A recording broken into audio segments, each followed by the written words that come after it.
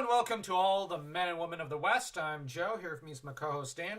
Hello and greetings. Last time, we ended up talking about the rise in conflict between Aquilonia, the Hyrcanians of Turan. But now we're going to be discussing something completely different from that conflict. This is essentially what causes the end of the conflict. But the end of this conflict has two major focal points. Well, technically three. Two individuals and one detail that the Picts at this time were growing in population and power. This is caused by a priest actually, of Mitra called Arus. Arus was a Nemedian priest who determined, for some weird reason, no one's too sure, to head west to proselytize amongst the Picts. The trouble was, they weren't interested in his religion, really, and he was not a particularly charismatic speaker. He thought that he was converting them left and right.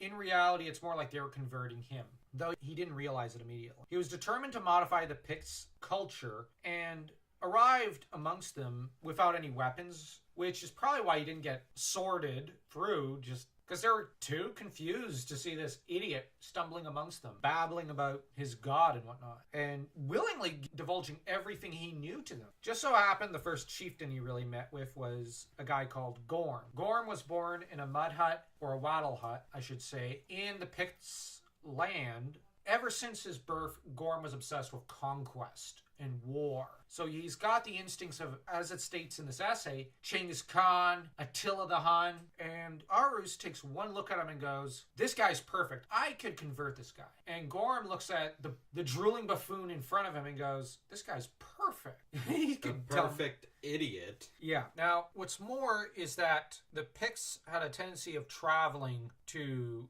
as far away as the mountains of Zingara to seize copper and tin, or they would exchange their hides, their whale teeth, their walrus tusks, and other such things that savages like for, metals that they could use for their weapons. And there's a before and after with Arus's influence over these people. Before he showed up, they lived in caves and crude huts. Afterwards, they started building better huts made of hides and whatnot, and that were copied from the Bosonians. What's more is they still lived according to the hunt and fishing, but they learned how to plant grain, though they did so sketchily and preferred to steal the grain still from their neighbors, the Bosonians and Zingarans. And the Picts, who still lived amongst clans and had blood feuds, all details that completely flew over that idiot Arus of Nemedia's head, so that when he came across Gorm, he did offer him assistance, direct assistance, to deal with these rivals. His solution was generally forgiveness, which is pretty Judeo-Christian. But on the other hand, he provided Gorm with the means to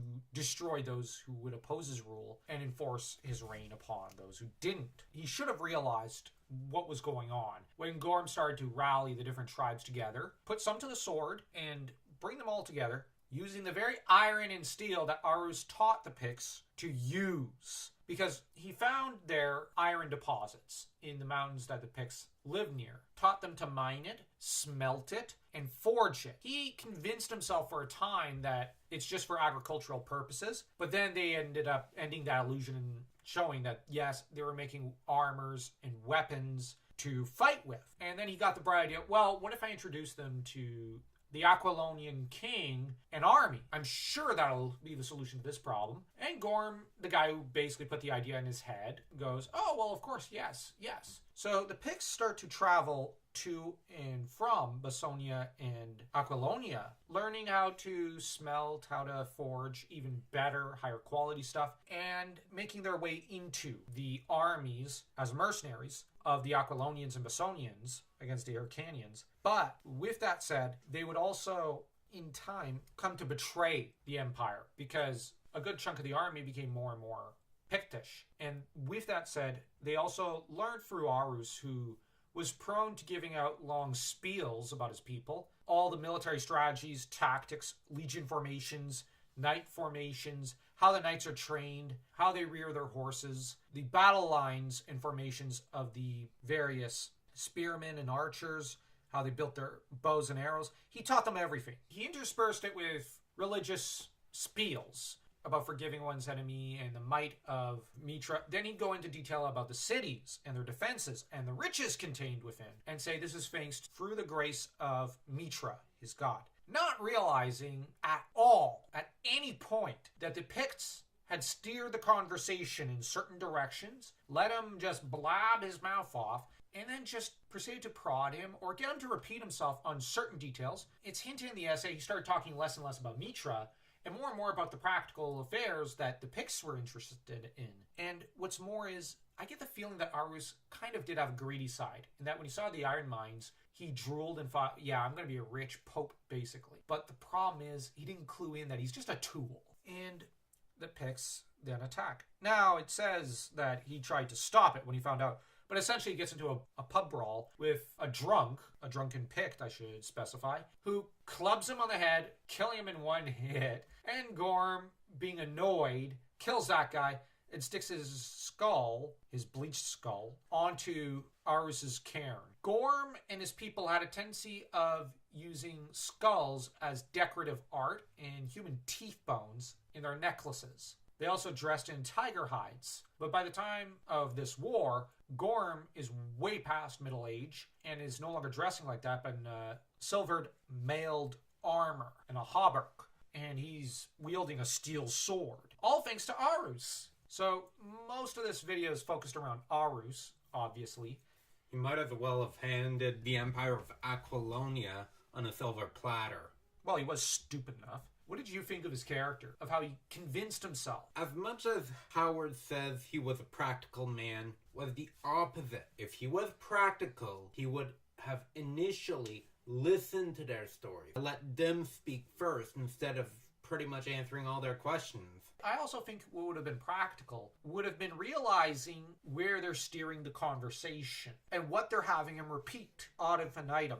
Very clearly, they directed the conversation towards talk of war, battle lines, cities, and whatnot. They very clearly had a set goal, and he never clued in. Now, I think Howard writes that he's a practical man, but it's a bit of a, not a manipulative word game, but it's a common practice at the time not to trust the narrator. In a lot of literature at the time, authors will leave little nuggets that hint at the real truth. That you need to read the piece of literature very carefully to get at what they're really thinking and what they really want you to take away from it. Very obviously, Arus is supposed to be an idiot. He's a really dumb guy. And he did eventually become a Pictish spy, though he never realized it because he was so dumb. But the thing with Howard is he read things like he did read Jane Austen, Dostoevsky, Joseph Conrad was a contemporary of his, even Sherlock Holmes. And the thing with these kind of authors is that you were never supposed to trust what the narrator said. Henry James was a very famous American author at the time. In his books, you don't trust the narrator. The narrator's a liar. Or the narrator occasionally leaves things off to the side, to the periphery. But if you focus your gaze in that direction, you'll find that there were details